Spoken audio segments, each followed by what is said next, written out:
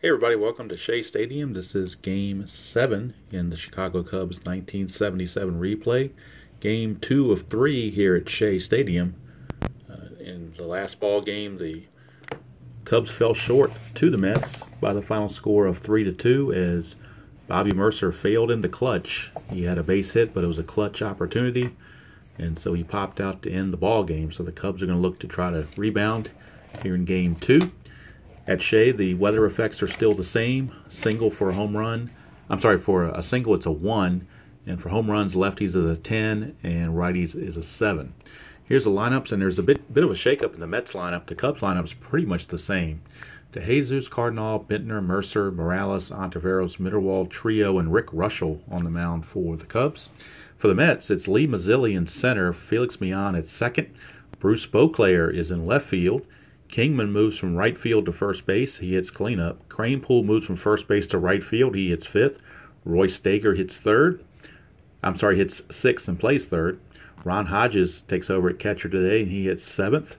Bud Harrelson, shortstop, hits eighth. And Nino Espinosa, the righty on the mound for the Mets, hits ninth. All right.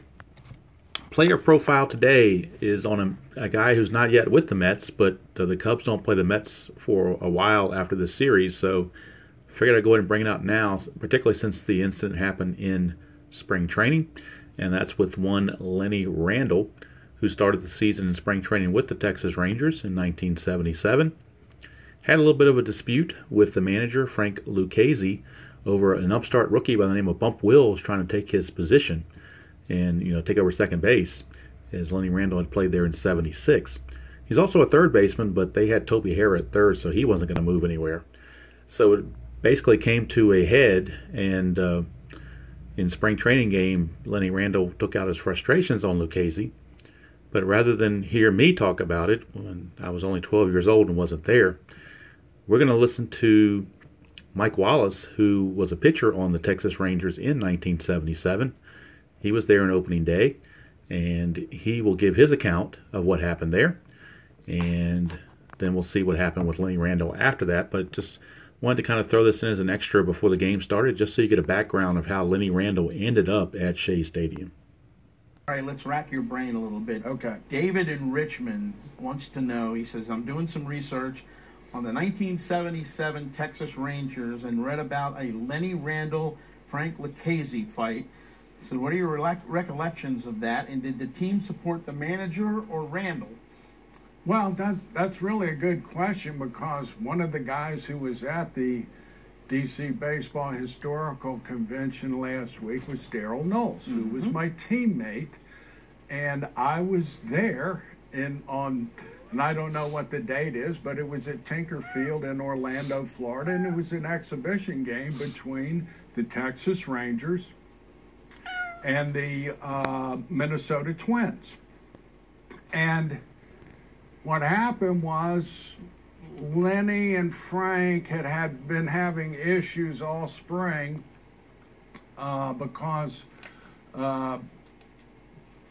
Frank wanted to go with Bump Wills as the second baseman over Lenny Randle. And Lenny took offense at this because he'd had a pretty decent year the year before. And there were some things involved there that came to fruition that day, but it was the gates, they'd actually opened the gates, and Frank was still in his street clothes, and he was behind the batting cage, and Lenny was in his uniform and comes out, and they just started getting after it, and Lenny hurt Frank, and it was the first time, I think, that a fight between a manager and player, and trust me, this wasn't the first fight between a manager and player, but generally, other than Billy Martin getting in fights with his pitchers in bars, most of the time it's done behind closed doors, so you don't see it. But this is actually on the field after the gates had opened, and we were taking batting practice. And Darryl Knowles and I were standing in left field together, and after the fight, we went over, and they had taken Frank over to the third base dugout, and we went over to see Frank, how he was doing, and and he was hurt. He didn't know where he was, and he had to have some serious facial surgery. And Lenny was pretty much gone. You know, I don't know how he left, but he was gone by the time, you know, that we had finally gotten the game started and everything. But the next day, all the big dogs were there. Bowie Kuhn was there, because this has never happened. The commissioner of baseball's there. Right. Marvin Miller, the head of the Players Association, is there. And of course, we, you know, didn't get a lot of work done the next day because it was mostly meetings and stuff. And really, I was kind of surprised how it all played out, because we all thought that Lenny was going to be banned from Major League Baseball, and he was going to have to go to Japan and play. Well, he got suspended for 30 days, but after his suspension, he was playing for the New York Mets. Now, I don't know if they got compensation for Lenny, or they just gave him away, they just released him, or what. But Lenny, after his 30-day suspension, was back playing Major League Baseball.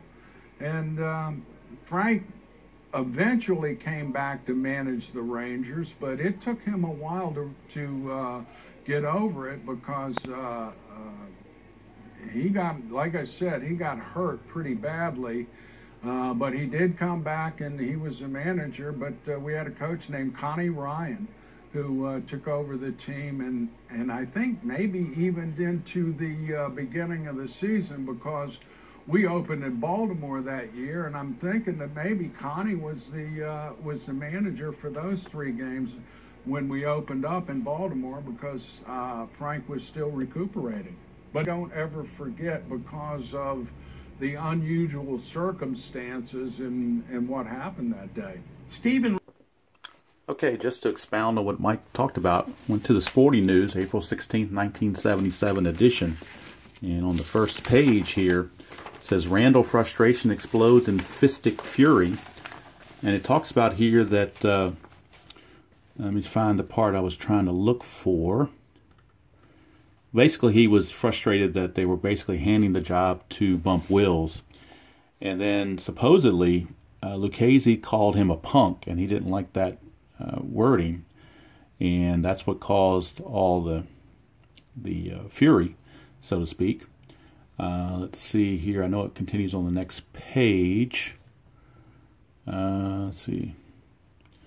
But it did say that when spring training opened, Wills was a week late in reporting, and Randle made a point of asserting himself at second base, putting in extra practice time on a daily basis. Lucchese constantly called Randle the hardest worker we have in camp. But fast forward now to the second part of that story. If I can find the page that it starts back up on. And I'm going to figure out where that is. Give me a moment. I will find it. I just had it in front of me. Now I'm looking for it. Here we go. Rangers players missed Randle's attack. So to continue the story, I'll fold this in half somehow. Kind of big and bulky to be on camera, but I'm doing the best I can.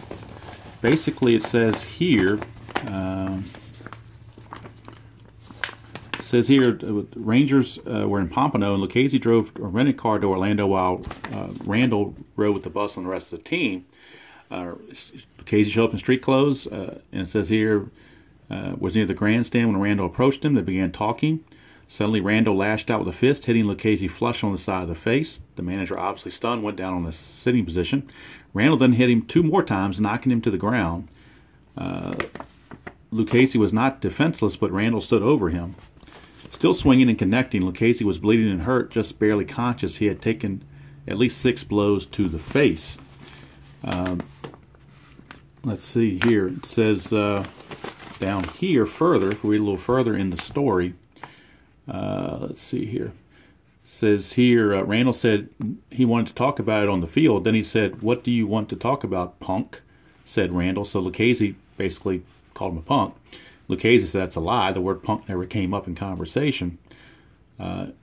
he said he Sunday punched me and I never saw it coming. He never said a word like put your hands up or anything.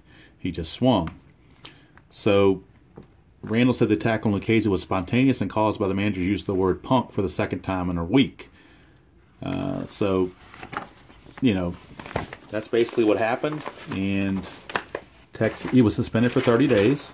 And then I did not look and see. I believe he just was granted his outright release, and then the Mets signed him later on. So, he didn't start playing for the Mets until about May. But I did want to, as I do player profile sometimes, I did want to put that out there so that you could kind of see what went on there back in the day from the people who lived it, and then also the newspaper at the time. All right, so Nino Espinosa, let's get back to the game. I've already wasted 10 minutes, so I'm going to really be crushing this video to get it done. Hopefully there's no extra innings. All right, so Nino Espinosa facing Ivan De Jesus. And let's get everything where it needs to be position-wise so we can see the player cards. All right, De Jesus against Espinosa, righty on righty. It's a 5-7. That's a solid single for De Jesus. So he starts out right away with a base hit. Espinosa's a -1 holding runners, and Hodges, the catcher, is a +1 arm. So it's, you know, they wash each other out. So if he's able to get the jump, he started a 15, being held be a 13. So 1 to 13, he could get a steal. So we're going to try to get a jump here. To 4, so he does get the jump. So it's a 1 to 13 because the pitchers wipe out, and the 15 minus the 2 being held is a 13. So a 1 to 13, and he will make it. And he does. So it's a stolen base for De Jesus. So the Cubs coming out in fine fashion to start this game. Here's Jose Cardinal. It is a 2, so it's a chance for a balk or a pass ball. We'll check which one we're checking for. It's a 6, so we're checking on a pass ball rating for Ron Hodges. And Ron Hodges has a pass ball rating of 4. So I'm going to roll and see if we get a 4 or less. We do. It's a 1, so it is going to be a pass ball. So how about that? De Jesus all the way over now to third. A single, a stolen base, and a pass ball. Infield's going to lay back. They need to get an out. It's a 4-6. That's a pop out to short, so they got the out without a runner advancing. And now with 1 out, they might go ahead and bring the infield in. I think they will. So for 1 out, they're going to bring the infield in. Here's Bittner, 6'9", struck him out. So Espinosa's trying to get out of this mess. 2 down, infield back to normal. But here's Bobby Mercer, a 3-4, and he pops to second. So Espinosa, like a magician, gets out of that mess. And the Cubs walk away empty-handed after having a runner at third with nobody out. So the Cubs may rue that for sure. All right. Espinosa's pumped. Here is Rick Russell. He's not pumped because he was hoping for some run support. But he's going to have to live with what he's got. And right now we're looking at Lee Mazzilli leading things off. 3-8 for Lee Mazzilli. He flies to center. And there's 1 away. Here is Felix Mian. 5-9. 5-9 against Russell is a ground ball to short. So 2 up, 2 down. And that brings up Bruce Beauclair. Yes, Al Red Sox fan. It is Bruce Beauclair, not Boyclair or Voiceclair. It's Beauclair. 3-2 for Beauclair. He fouls to third. So a left fielder by any other name will still foul to third. So that's going to end the inning. Nothing going on for the Mets in the first for sure. 3 up, 3 down. So there you go. Reminds me of that movie Good Morning Vietnam when J.T. Walsh asked Robin Williams, what does 3 up and 3 down mean to you, sailor? And he said, end of an inning. He was talking about being a master sergeant. We had 3 stripes up and 3 stripes down. But his response was end of an inning. All right, here is Jerry Morales, 2-6. Ground ball to third. 1 away. Steve Onaveros, 5-7. He's a switch hitter batting left, 5-7. And that's a base hit. 1 to 2 is a triple. 3 to 20 is a double. So we got a double for Steve Onaveros. 1 out, double. Brings up George Mitterwald, the catcher. Mitterwald, 1-11. Ground ball, pitcher A, so the runner's going to have to hold. As it went right back to Espinosa, put the freeze on Onaveros. Now it's an interesting decision, and this is the kind of decision you have in the National League as opposed to the American League. You got the 8th place hitter coming up with a base open and 2 outs. Do you pitch to Trio and take the chance of him getting a hit, or do you walk Trio intentionally and go after the pitcher, or do you pitch to Trio hoping to get him out so that Russell has to lead off the next inning? Well, Joe Frazier of the Mets is going to go ahead and pitch to Trio. Take a chance. So 5-8, and it might work out okay. It's a ground ball, second base X. Oh, wait a minute, we got a 1, so freeze that. It's a wild pitch chance with Espinosa's only a 1. So there's no wild pitch, so we go back, redo the Trio at bat. 2-10, he's going to pop to short, so the decision to pitch to Trio paid off. And the inning is over. So that means Rick Russell will lead off the top of the 3rd. So that decision, sometimes it backfires, sometimes it pays off. That time it paid off. So here's Russell. He's back out on the bump facing Kong Kingman. 5-5 is a strikeout. So Kingman, even on the pitcher card, strikes out. Here's Cranepool. 3-8 for Cranepool, and he's going to ground to short. And they'll buy DeJesus. That's 2 up, 2 down. Here's Roy Stager, third baseman. 6-5, that's a base hit. 1-17 is a double. Anything else is a single. But it is a double for Roy Stager, 2-out double. And that will bring up the catcher, Ron Hodges, lefty hitting catcher, his first action against the Cubs. 3, as a 1, so chance for a wild pitch was an 8. So 8 or less, and Russell has uncorked a wild pitch. He does not. So go back to Hodges. 1-3 for Hodges. He grounds to first, and the inning is over. As Bittner steps on the bag. And after 2 complete, it is no score here at Shea. And Rick Russell will be leading things off. He's using pitcher hitting card number 3. Both pitchers use pitcher hitting card number 3 in this game, based on their statistics. So Rick Russell, first one up to bat. So 3-6, so it's off the pitcher card, and he strikes out. So 1 away, and that brings us to the top of the order, Ivan DeJesus. 3-7 for DeJesus, a 1-2 single. I'm sorry, 1-7 single. Anything else he lines to third, and he will line it to Stager at third for out number 2. 2 up, 2 down, and that will bring up Jose Cardinal. 6-8 is a fly to right, and that's going to end the inning. So both pitchers on their game. No scores. We go to the bottom of the 3rd. And for the Mets, it'll be Bud Harrelson to lead things off, followed by Espinosa, and then Mazzilli. First things first is switch hitting Bud Harrelson. 2-5, he's going to fly to left. 1 away, and that brings up Espinosa, pitcher hitting card number 3. But we're off the pitcher. 5-8, and it's ground ball, second base X. That's Trio. And Manny Trio defensively is a 2 E30. 2 and a 19, he'll get to that. E30 and an 8. Let's check the E30 for an 8. E30, there is no 8. It's a good play. So Trio makes the play for out number 2. And now we take it back to the top of the order for Lee Mazzilli. Didn't need the 20. 2-9 for Mazzilli. He struck him out. And that's going to end the inning. So 3 innings are in the books here at Shea. And we are scoreless. Go to the 4th.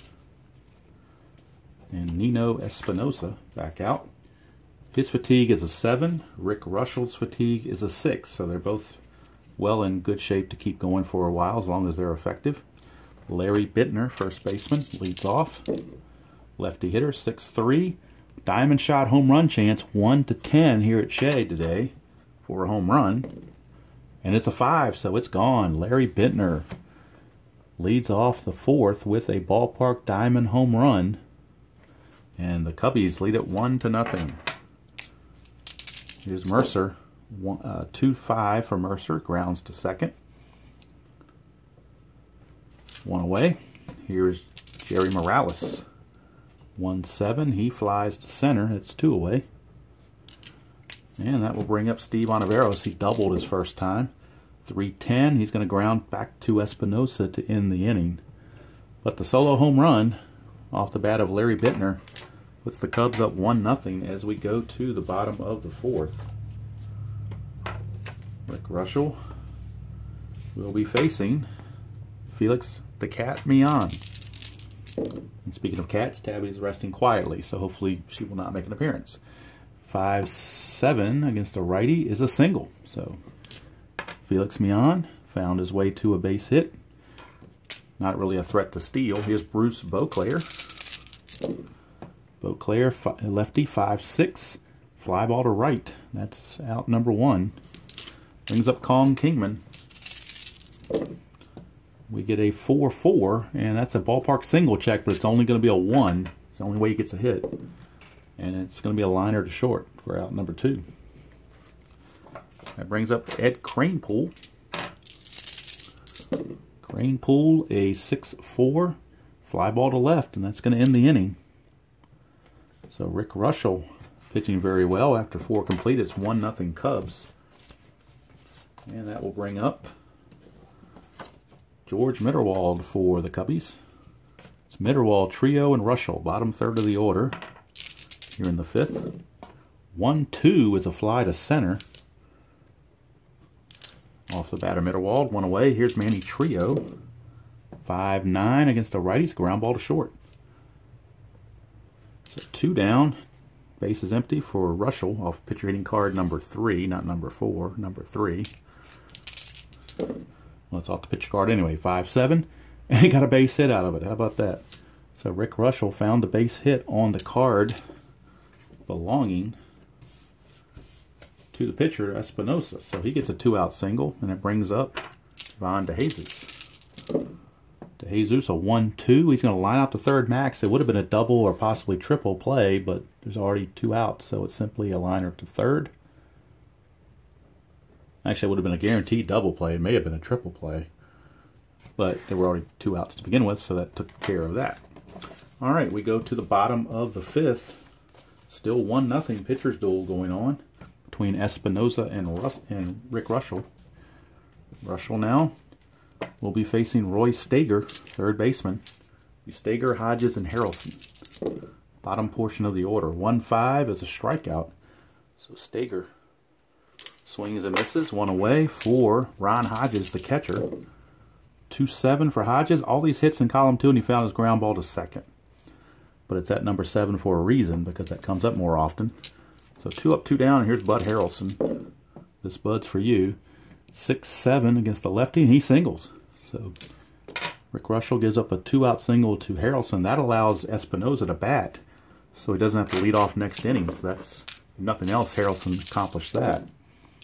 We get a 1-10, and that's actually going to be a single. How about that? 1-10, Espinosa singles. And that's going to put runners at first and second.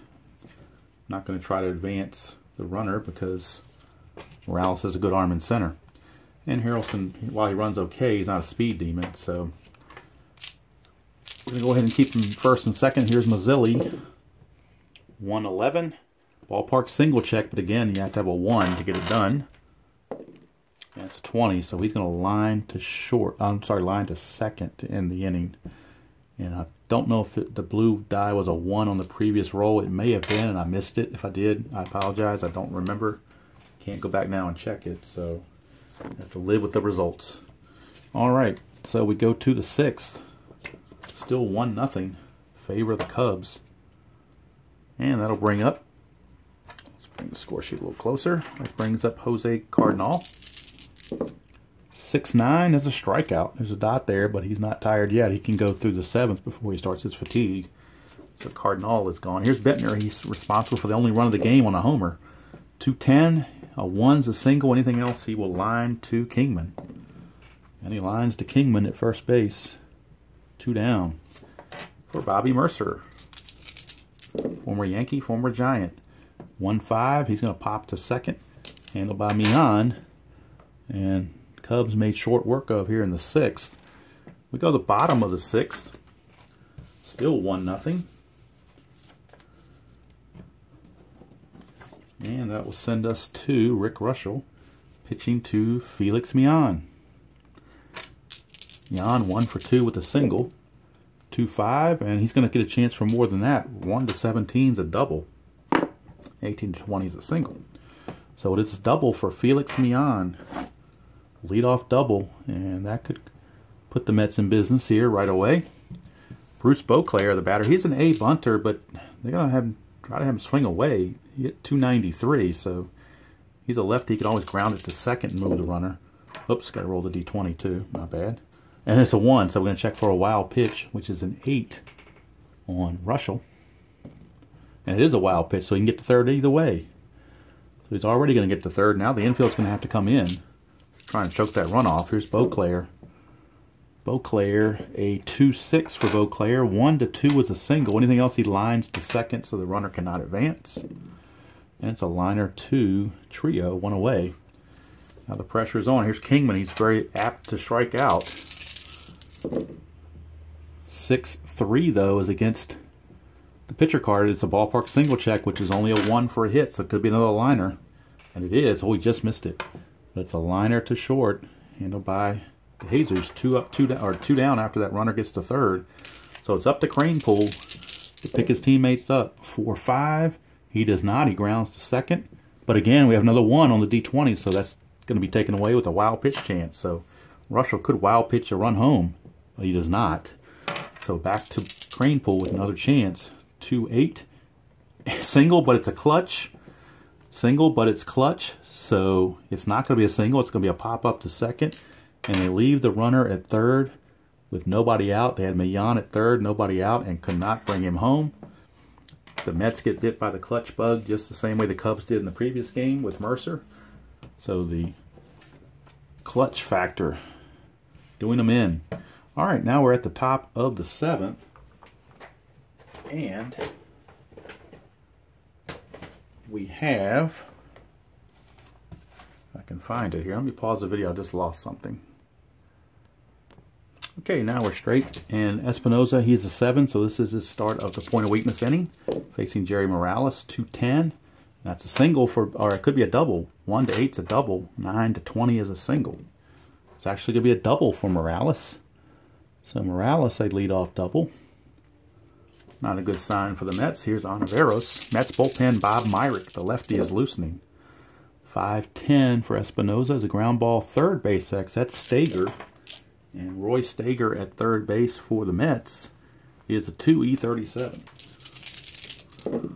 2 and a 15, he'll get to that. A 9, we'll check E37 against a 9. And there is a 9 right there, E1, or one base error, so it's an E5. E5 on Stager. So that will be a one base error that puts runners at the corners with nobody out. A big error there by Stager. And that puts Espinoza in quite a bind. Runners at the corners. They're gonna play. They're gonna have to play the infield in. They can't afford to give them any more runs. 1-9. 1-9 is a strikeout, so that helps them right there. Now they can set up for the double play against Trio. That double play gets them out of the inning. Here's Trio. 112. It's ground ball shortstop A. It's a double play. The infield didn't have to be in. They were playing back for the double play, and it's a good thing because that's a plus. And had the infield been in, that would have been a base hit. But instead, it's a ground ball 6-4-3 double play. Just what the Espinoza and the Mets ordered. And the Cubs blow another opportunity to extend their lead past 1. They left some runners on base and got some thrown out. So at the end of 6.5, we go to the 7th inning stretch here at Shea. With the score, the Cubs 1 and the Mets nothing.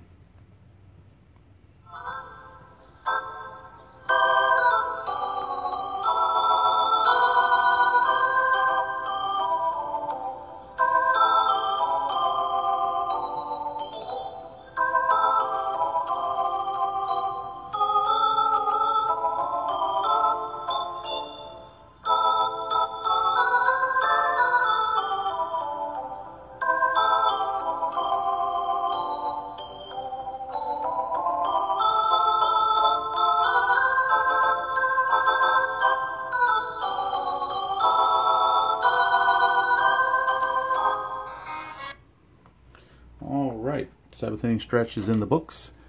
Roy Stager at the bat, and he's trying to make up for that error that he committed, although it ended up not hurting them, but it did put him in a rough spot. 3-10, grounds to second, handled by Trio, one away. Rick Russell pitching lights out. Here's Ron Hodges. 5-5 against the lefty, struck him out. This is his point of weakness. His 6 was his point of weakness, but he only gave up one thing, so he's not reached that yet. So he's still in good shape. Here's Bud Harrelson.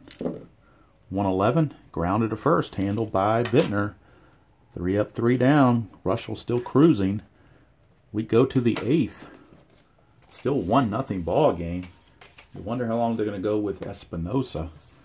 Well, Russell's set to lead off, and there's no reason to not have him still pitch because he's pitching so well. So he will lead off the top of the 8th. It is a 6-7 against a righty, and that's a base hit. I'm sorry, no, 6-7's a walk. So Espinosa walks the opposing pitcher. Not a good way to go. And that'll bring up DeJesus, who is an A bunter. So he's going to try to look. He's going to look to lay one down. And we get a 6. So he's a B bunter since they're expecting it. B bunter and a 6 is defense. So now we're going to see where the bunt went. It went to the pitcher. And Espinosa's a 3. Well, the runner is not a very good runner, the pitcher. So he's running at a 10 according to this. So to do the calculations on the defense check, it's a runner speed plus 4. I'm sorry, runner speed minus 4 plus a fielder rating. So it's a 10 for the pitcher. Plus minus 4 makes it a 6. Plus 3 from the rating makes it a 9. If I'm doing that correctly in the math. 10 minus 4 plus 3 is a 9. So it's a 1 to 9 chance they can get the lead runner. So Espinosa is going to do that. He's going to throw to second base to try to get the lead runner. 1 to 9, they'll nail him. They don't. 20, so he's safe on a fielder's choice. So they gambled by going for the lead runner, and it did not pay off. So DeJesus gets credited for a fielder's choice. I think you actually give him a sacrifice fielder's choice. I'll have to double check the rules on that. But anyway, Jose Cardinal is the batter, but I believe the Mets are going to the bullpen, and we're going to have a double switch because the pitcher spot is due up first next inning. So Espinosa will leave, and actually it won't be Myrick the lefty. It will be, let's see here. Actually, it will be Myrick the lefty, won't it? Myrick the lefty. He's going to face Cardinal a righty, but then he's got 2 lefties after that. So Myrick is going to come on, Bob Myrick. He will be the new pitcher. Try to get Espinosa out of the jam. Runners at first and second, nobody out. Cardinal is a B bunter. He would be a C bunter if they want. So they're going to try to see if he can sacrifice him over to second and third. We get a 3, and he's a C bunter. C and a 3 is a sacrifice. It's a good sacrifice to the pitcher. So it's a 1 to 4 sacrifice. And both runners advanced second and third. And now the infield's going to have to come in. Larry Bittner, the lefty, against Myrick, the lefty. Infield is in. We have a 6-10 against a lefty. That is a fly ball left field B, so it will be a sacrifice fly. So Bittner gets the job done. Sacrifice fly will bring in Russell, the pitcher, wearing his jacket on the base pass. And the Cubs lead at 2-0. Here's Mercer. Myrick trying to get out of this mess. 2-3 against a lefty, and he does. Ground ball to first. That's going to end the inning. But the run does score. That is charged to Espinosa. So Myrick now will leave. They didn't do a double switch because Myrick wasn't going to pitch very long, so they just left him in the lineup, and now we'll pinch hit for Myrick. And let's see here. Rick Russell back out on the bump. So let's go to the Mets bench and get a pinch hitter and see who we're going to go to. We're going to go to John Milner. I do believe John Milner will be the pinch hitter for Myrick. So we had Myrick here, and now we'll get a Milner as a pinch hitter. Here in the 8th. So Milner pinch hitting. Down 2-0. Here's the pitch. 3-7. Fly to center. So Milner fails in his pinch hitting duties. One away, back to the top of the order for Lee Mazzilli.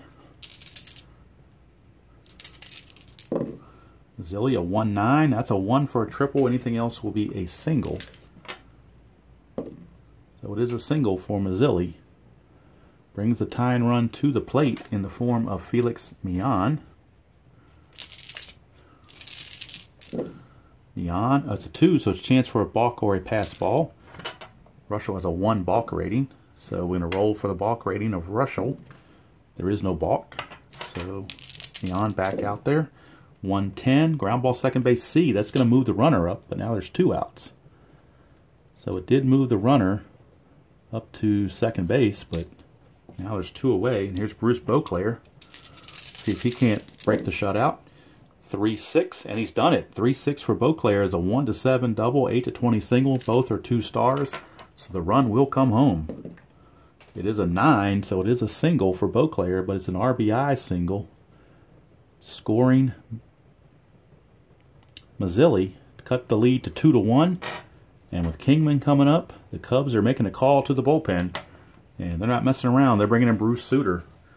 So Bruce Sutter will be coming on for Russell, as Russell gets the obligatory applause from the Shea Stadium faithful for a game well pitched. But Bruce Sutter is on. Sutter is on to try to really get a well-earned save if he can do it. Got to face Kingman with 2 outs and a runner at first. Sutter to Kingman to 1, chance for a wild pitch, and he has a wild pitch rating of 16.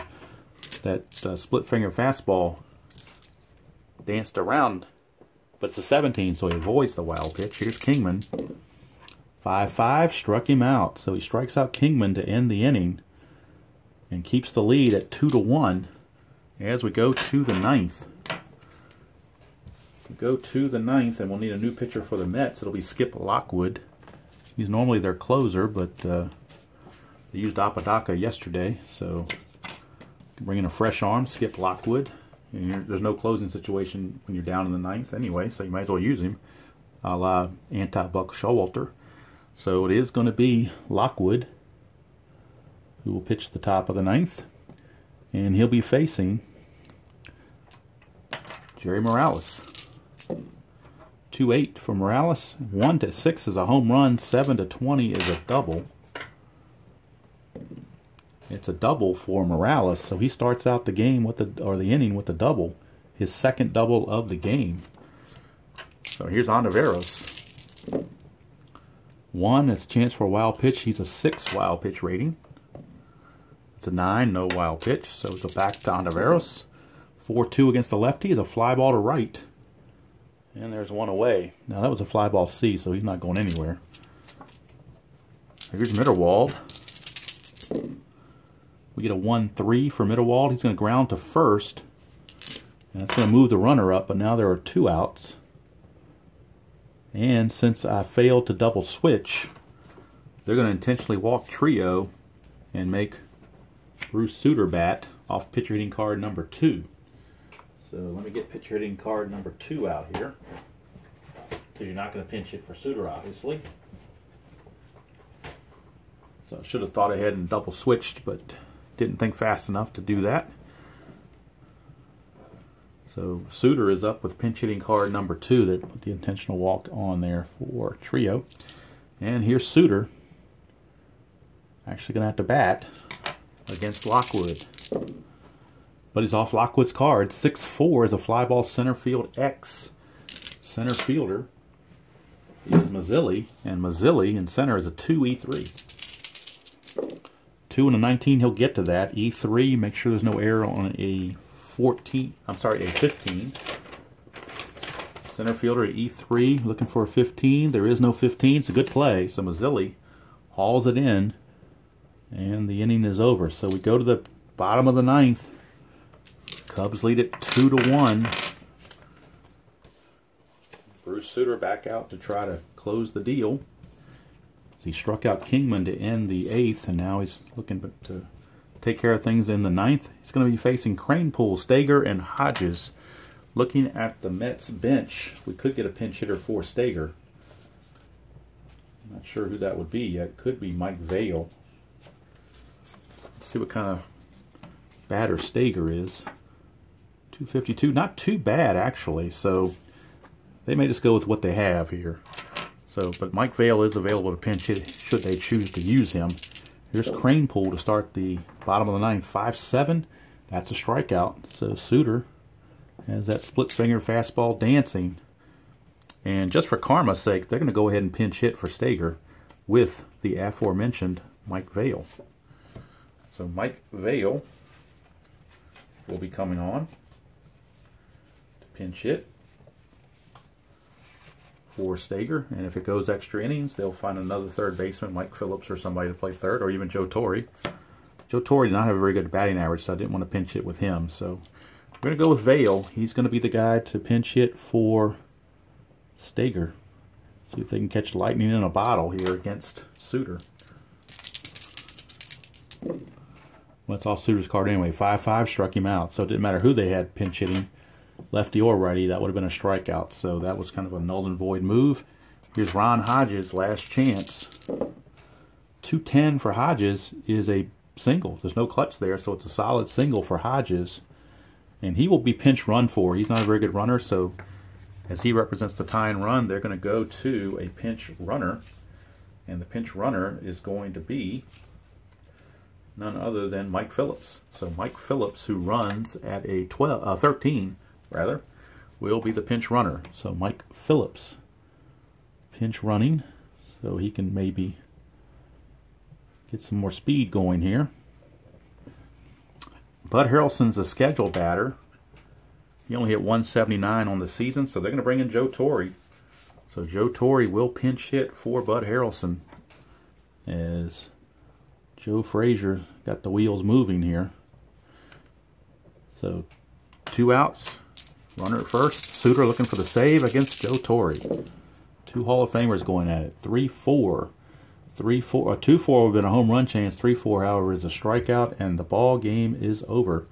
Bruce Suter gets the save for the Cubbies as they win it by the score of 2-1, and that will move them to 4-3 on the season. Be right back with the final totals. Okay, we're back at Shea to wrap things up. The Cubs win it by the score of 2-1. 2 runs, 6 hits, no errors, and 7 left for the Cubs. 1 run, 8 hits, 1 error, and 7 left for the Mets. Winning pitcher was Rick Russell. He went 7 2/3, gave up 7 hits and 1 run. Didn't walk anybody, struck out 4. Bruce Suter got the save, inning in a third, only gave up 1 hit, struck out 3, including that big strikeout of Kingman to end the 8th. So great pitching job there by the Cubbies. For the Mets, Espinoza, tough luck loser. 7 1/3, 5 hits, 2 runs. One of them was a homer by Bentner. Walked 1, struck out 4. So the 1 walk that they gave there scored. Myrick pitched 2/3 of an inning, did give up the sacrifice fly, but that run was charged to Espinoza. And then Lockwood pitched the top of the 9th with a double and intentional walk, but got out of the rest of the jam. Offensively for the Cubbies, Bittner had both RBIs. He homered to lead off the 4th, and then had that big sacrifice fly to left in the 8th to bring home both their runs. For the Mets, Bruce Beauclair singled in Lee Mazzilli for the only run of the game there. So that's going to do it from here. Game 7 is in the books. The Cubs are now 4-3, and they get 1 more game with the Mets here at Shea, and then they return home to the friendly confines of Wrigley Field for another series with the Philadelphia Phillies. So for now, from Shea Stadium, it's so long, and hope you enjoyed that presentation of 1977 Chicago Cubs Strat-o-matic baseball. Hope you enjoy playing whatever game you choose to play, however you choose to play it, and I will see you all down the road.